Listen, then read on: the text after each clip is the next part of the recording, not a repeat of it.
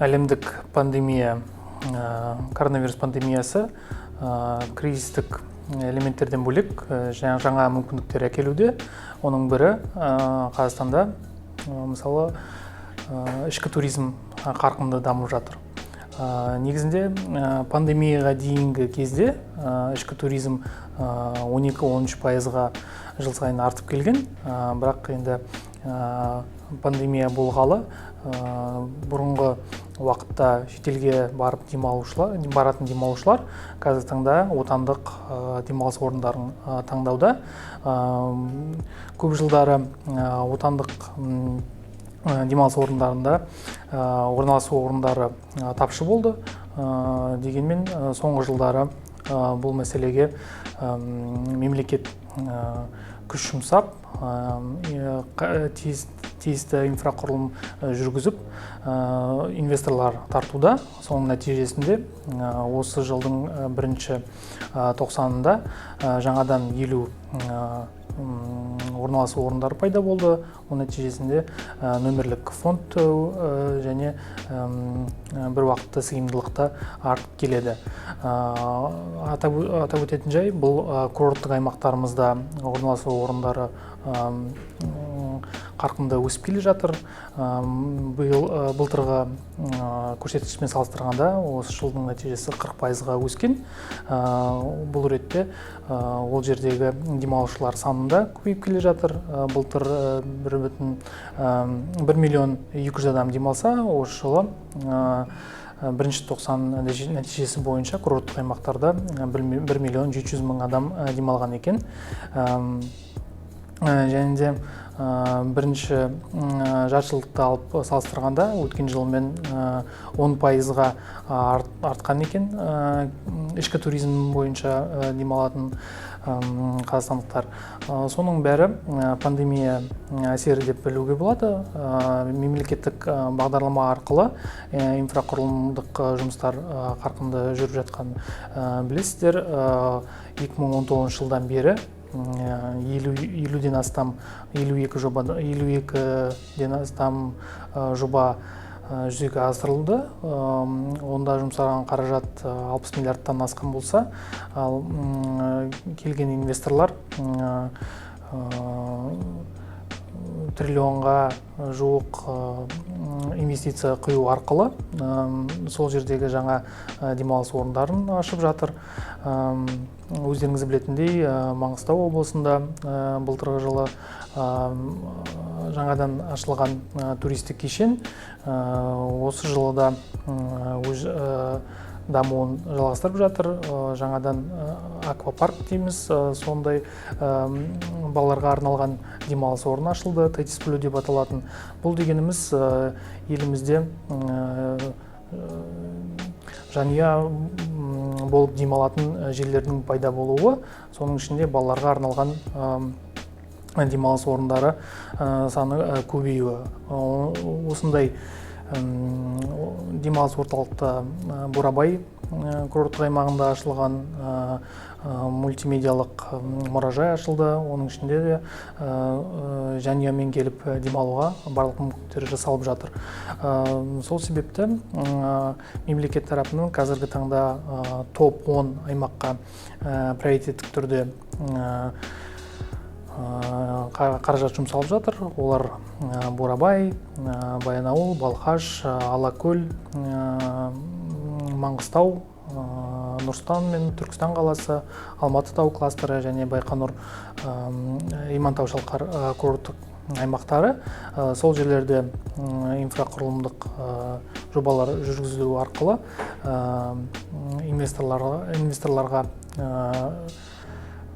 жағдай жасаумен қазақстандықтар жалпы жақсы деңгейдегі демалыс алуға мүмкіндік алып жатыр. Атап өткен топ 10 аймақтың ішінде айқын алдыңғы қатарға шығатын дестинациялар ретінде Маңғыстау, Түркістан, Алакөл, Бурабай және Алматы тау кластерін ерекше айтуға болады. Сол жерлерде қазақстандықтар көбінесе демалып жатыр. Онда атап өткендей инфрақұрылымдық жұмыстар жүргізуімен, жаңа кешендер пайда болуымен туристер саны көбеюде. Ол жақсы үрдіс. Дегенмен елімізде тауашалы турлар дамуын алып келеді. Оның бірі мысалы ұлттық парктерде велотурлар пайда болуы, агро немесе ауылдық туризм дейді. Соның дамуы Ақмола облысында мысалы қожалық бар. Сол өз жұмысын агротуризмге ауыстырып, қазіргі таңда қазақ үйді хостелге айналдырып, сол жерде демалушыларды қабылдауға қабілетті. Және де сол жердегі қазақи бір көріністер болады, бір шағын іс-шаралар көрсету арқылы сол жерде агротуризм дамып жатыр деуге болады. Және де қазіргі бір алған үрдіс сол жасөспірімдер қаладан тыс жерлерде фототур дамуы. Небір Инстаграм осындай қызмет көрсететін компаниялар бір топ жасөспірімдерді жинап, соларға бір арнайы турлар ұйымдастырады. Оның ішінде бірге бас қосып демалудан бөлек фото, бейне роликтер жасап, сол демалыстарын осылай өткізеді. Сол да бір пандемиядан пайда болған бір туризм түрлері деп айтсақ болады.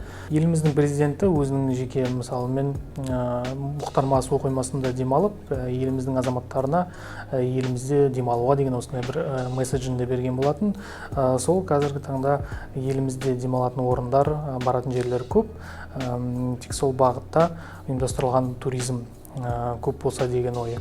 Елімізде бір қазіргі таңда бір проблема дейді, немесе тапшы дүние, бұл ұйымдастырылған турлардың аздығы. Оған деген отандық тур компанияларымыз енді келіп жатыр деп айтсақ болады. Өйткені көбінесе олары сырттан турист қабылдап, немесе қазақстандықтарда сырт елдерге турлар ұйымдастырумен әрекет еткен пандемияға дейінгі кезде. Ал қазіргі таңда отандық турист демалғысы келгенмен нарықта қатты ұйымдастырылған турлар аз деп санаймын. Соның бір шешімі ретінде біз Қазақ туризм ұлттық компаниясы болып тур компаниялармен бірлесе бірыңғай платформа ойлап тауып, жақын арада нарыққа көрсетеміз. Ол жерде қалаған турист отандық нағыз дайын деген ұйымдастырылған турларды сатып алу мүмкіндігін алады. Оның ішінде танымал агрегаторлар арқылы, мысалы Каспи, Чоко, немесе Форто Travel, немесе Тикетон сияқты агрегаторлар арқылы сол турларды сатып алуға мүмкіндік алады.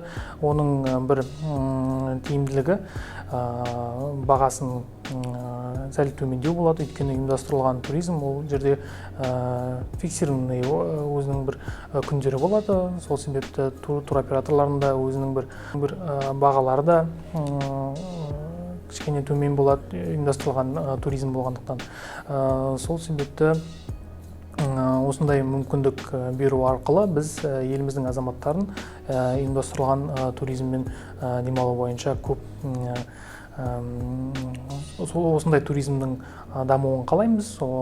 Оған қоса келесі жылдан бастап Kids Go Free деген бір ауқымды жоба жүзеге асырылады. Оның ең бір ерекшелігі 2 жас 14 жас аралықтағы балалар тегін ұша алады. Мысалы, бір ересек адамға 2 бала тегін ұша алады.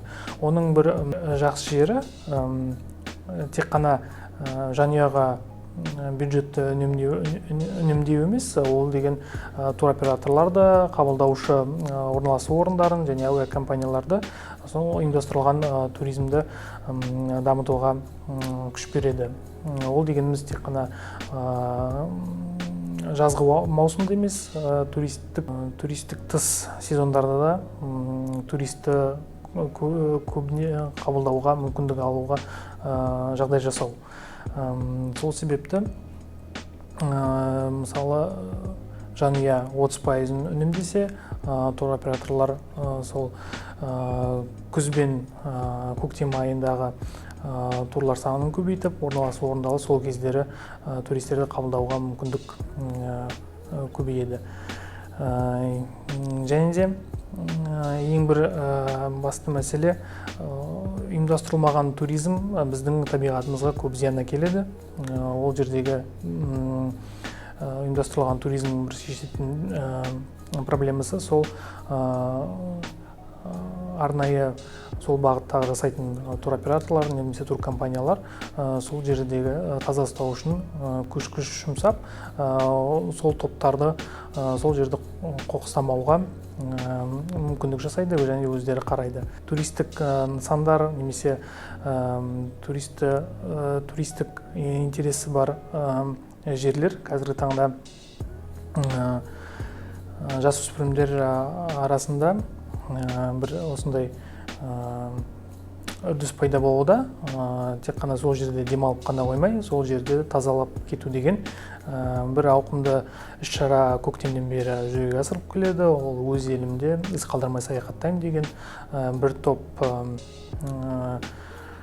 еріктілер бастаған осы іс-шара біздің қолдауымен және де қайырымдылық қор бар жаңа дүние деген және де басқа да тиесілі министрліктермен бірлесе қазіргі таңда осы ауқымды жоба жүзеге асырылып жатыр. Оның басты мақсаты демалыс орындарын жазуларда немесе қоқыстан босату. Соның бір шешімі осындай дүние болмау үшін ұйымдастырылған туризм даму керек. Пандемиядан кейінгі мерзімде туризм бірнеше бағытта дамитын болады. Ол біріншісі ең басты туристер бұл жасөспірімдер болады. Екіншісі туристер соңғы уақытта брондайды өз демалысын. Үшіншісі бұл қаладан 200-300 шақырымдай жерге демалыс немесе демалыс күндері өткізетін уақыт. Мысалы, сенбі жексенбі күндері Нұр-Сұлтан қаласынан Бурабай, Баянауыл немесе Бұйратау демалыс орындарына барып демалу осындай тенденция болады Қазақстанға келетін болсақ. Және де ең басты тенденция бұл қауіпсіздік. Барлық демалыс орындар әлемдік Safe Travels деген мысалы үлкен бір бағдарлама бар. Соған сәйкес туристер үшін барлық қауіпсіздік құралдарын енгізу керек.